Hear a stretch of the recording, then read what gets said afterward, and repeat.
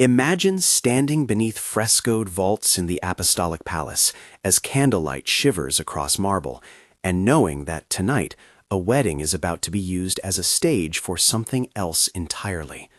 What follows in many old dispatches and diaries is one of the most lurid tales attached to the Renaissance papacy. Naked women crawling across a hall, cardinals playing a game with chestnuts, a bride and groom forced into a public, ritualized consummation 3 times until the spectacle declares the marriage unassailable. The details are shocking. The sources are messy. The truth is contested. Content warning.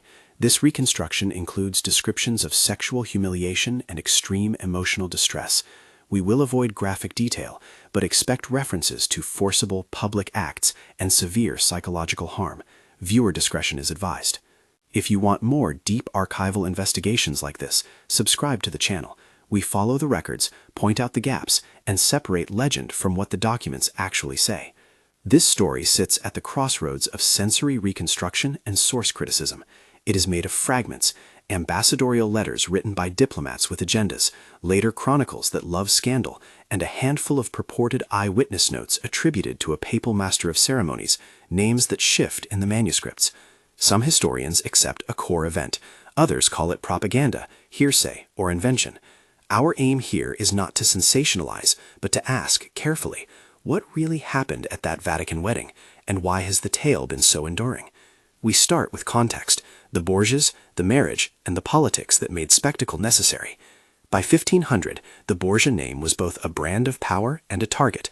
Rodrigo Borgia sat on the papal throne as Alexander, commonly called Alexander VI in most modern accounts, and his family, above all his son Cesare and his daughter Lucrezia, moved through Italian courts with a mix of patronage, alliance-making, and open coercion.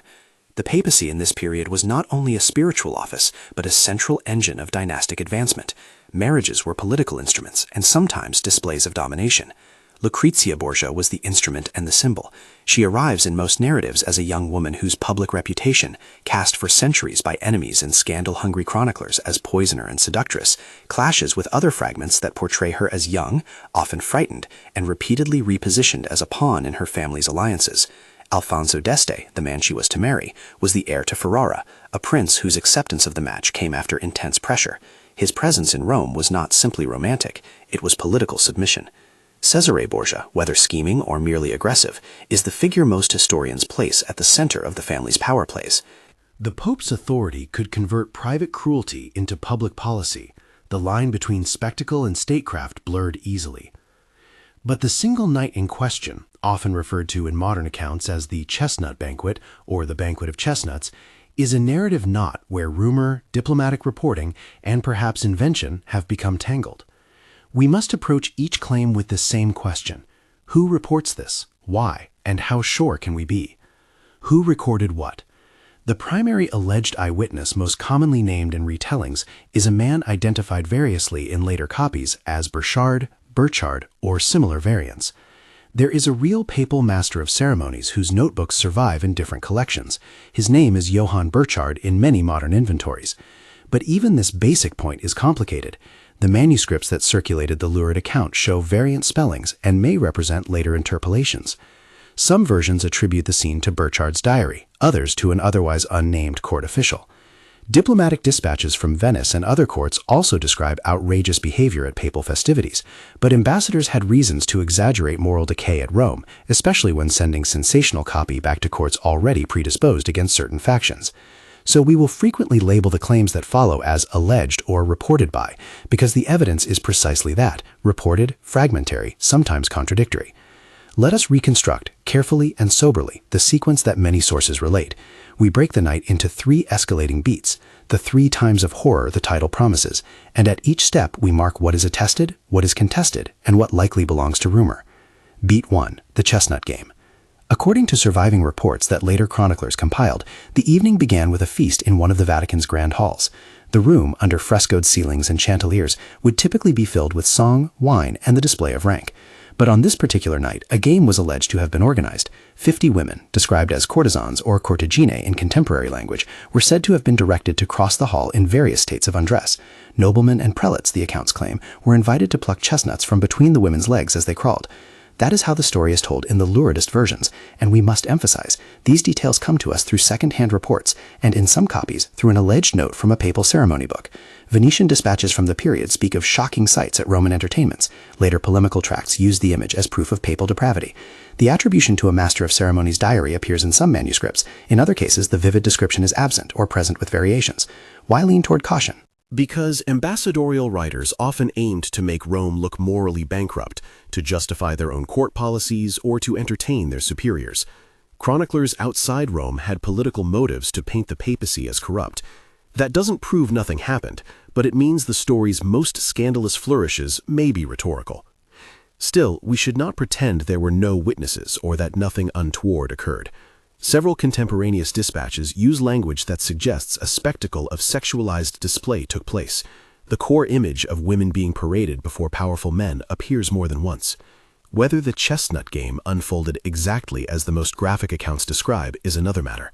What we can tentatively accept is this: a deliberately humiliating entertainment, organized to display dominance and to test or shame participants, is plausibly reported in multiple hostile sources. Beat 2. The triple consummation. The second, and to many observers more arresting, allegation concerns what followed: the demand that the marriage between Lucrezia and Alfonso be consummated in a manner that made it legally and publicly indisputable. Here, the phrase repeated in several sources is stark: the marriage was to be consummated 3 times. Why 3 times? In certain legal and customary understandings of the period, consummation could be decisive for the validity and permanence of a union. Moreover, repeating the act in view of witnesses would transform a private consent into a public, theatrical seal, a display intended to foreclose later challenges to the marriage's legality or to humiliate the groom into submission. A threefold performance in that logic reads as both juridical mimicry and spectacle. The reports that assert this order do so with varying degrees of explicitness. Some attribute the command to Caesar or to the Pope. Others say it was a decision of those surrounding the bridal chamber, a way to make the union incontrovertible. A handful of later translations and retellings crystallized the number 3 into a neat symbol of ritual redundancy, and the phrase 3 times became a dramatic shorthand. Yet the documentary trail again is mixed. Not every contemporary observer recorded the claim, and the versions that do sometimes arrive decades after the fact. Here we must consider motive. Pressuring the groom into an unmistakable public act would have accomplished several objectives at once. It would have sealed the alliance in an overwhelmingly public way. It would have humiliated Alfonso into a subordinate posture, and it would have produced a narrative weapon. The spectacle could be retold as evidence of Borgia impunity and moral corruption. If the triple consummation did occur as alleged, it was as much a political performance as a private violation. We also need to consider the legal culture of the time.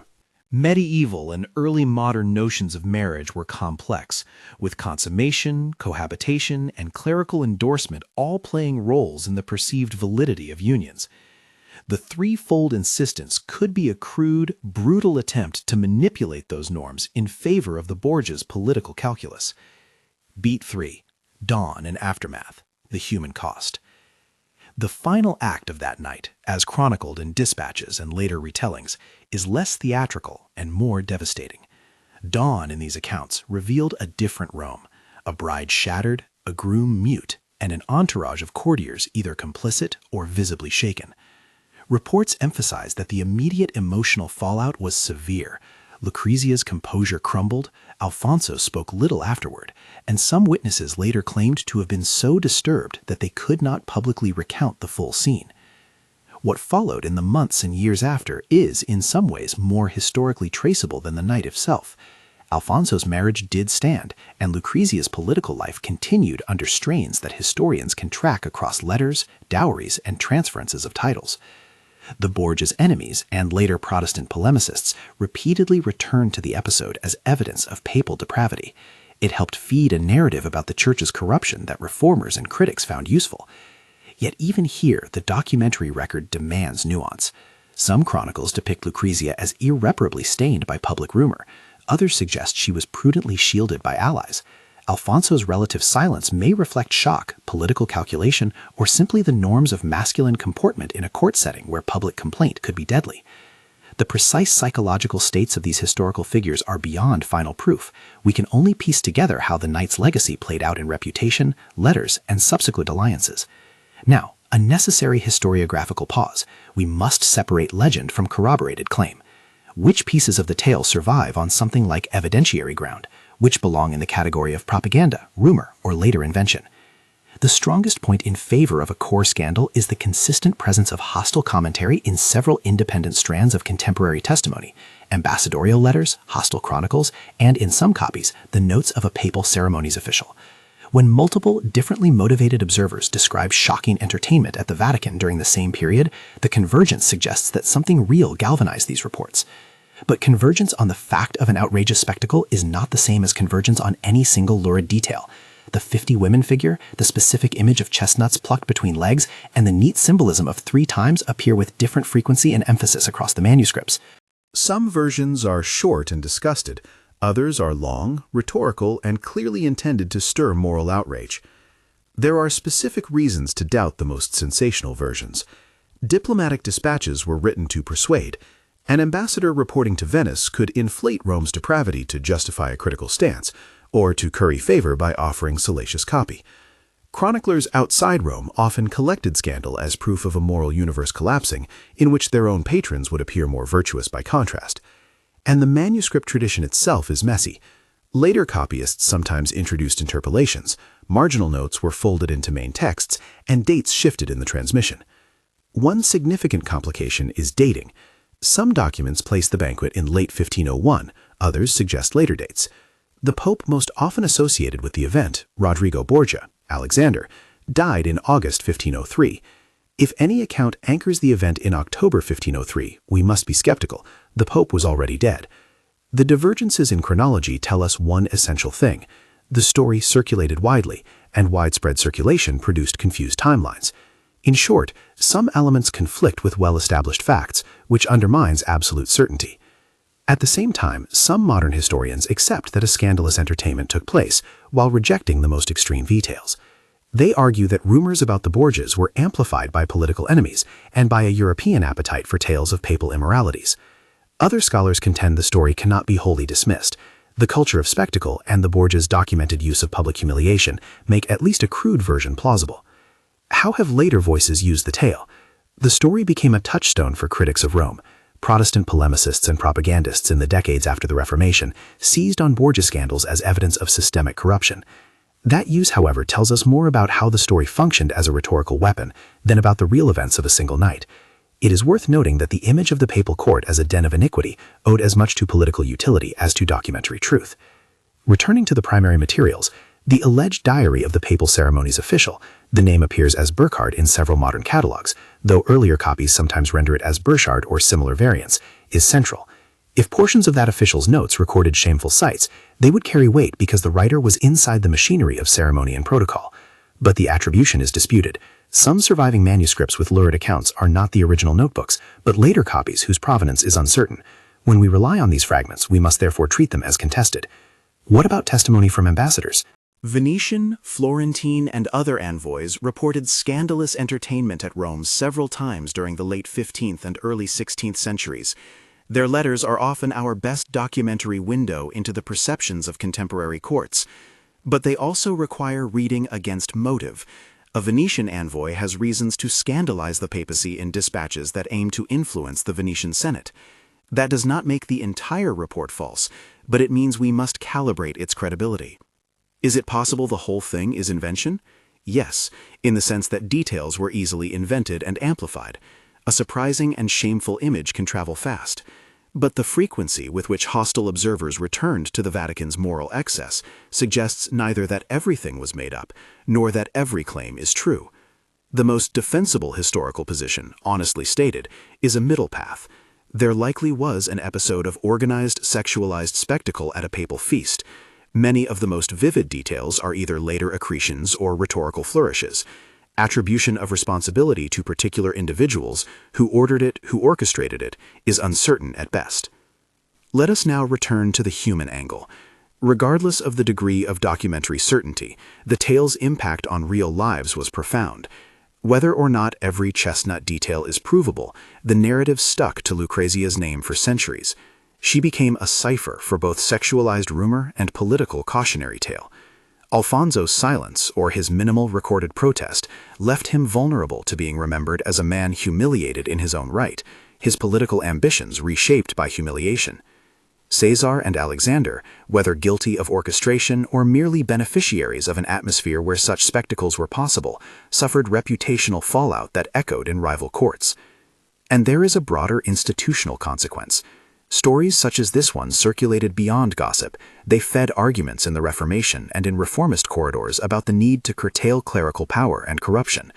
Whether the Vatican as an institution was morally bankrupt in any monolithic sense is not a question historians can settle using a single scandal, but the episode, real, alleged, or exaggerated, contributed to a narrative that reformers used with devastating rhetorical effect. Why does this story endure? Partly because it offers a tidy, sensational image, the shrine of Christendom converted into a theater of humiliation. Partly because it fits cultural stereotypes of the corrupt court and the fallen woman, and partly because it illustrates a deeper truth about power. Elites can weaponize ceremony to convert private domination into public legitimacy. Beholding such a spectacle, citizens and enemies alike could interpret the event as proof that politics at the highest level had lost moral constraint. We should also pause to consider the silence, the choices of witnesses. Some accounts suggest that many in that room were unwilling to speak openly afterward, frightened into complicity. Silence can be a form of protection. Silence can also be complicity. The reluctance of bystanders to testify or to tell a fuller truth complicated the historical record. People who later spoke out did so at risk. Those who wrote dispatches sometimes did so from safety after the fact, and sometimes while retaining diplomatic cover. Before we close, a brief practical historiographical note. If you look to verify the claims we discuss, several types of sources matter. First, the papal ceremonial notebooks and their manuscript variants, often catalogued under the name Johann Burchard in modern archival inventories, are crucial, though the surviving copies differ. Second, ambassadorial dispatches, particularly from Venetian and other Italian courts, record contemporary impressions. Third, later chronicles and polemical tracts show how the image of the event was used politically.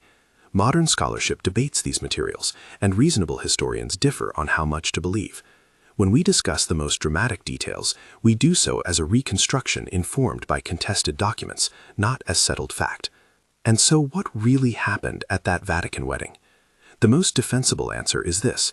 Multiple contemporary observers recorded a scandalous entertainment at the papal court that night, and some sources allege a systematic, humiliating display culminating in the public consummation of a marriage to render it indisputable.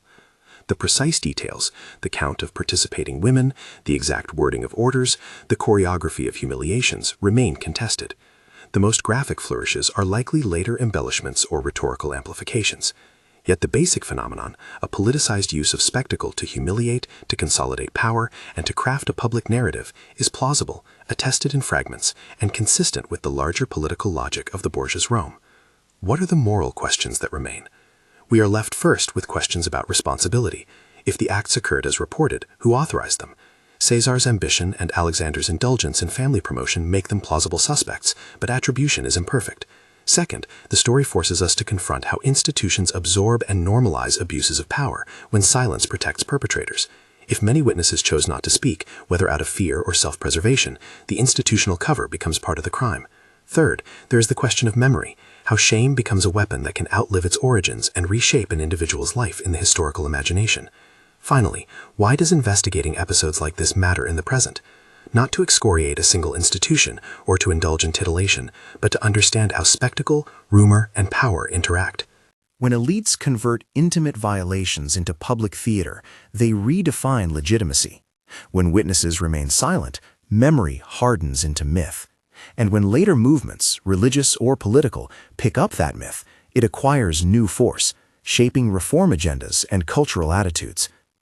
If you want to dig deeper, check the sources linked in the video description: variants of the papal ceremony notebooks, contemporary ambassadorial dispatches, and modern scholarly debates.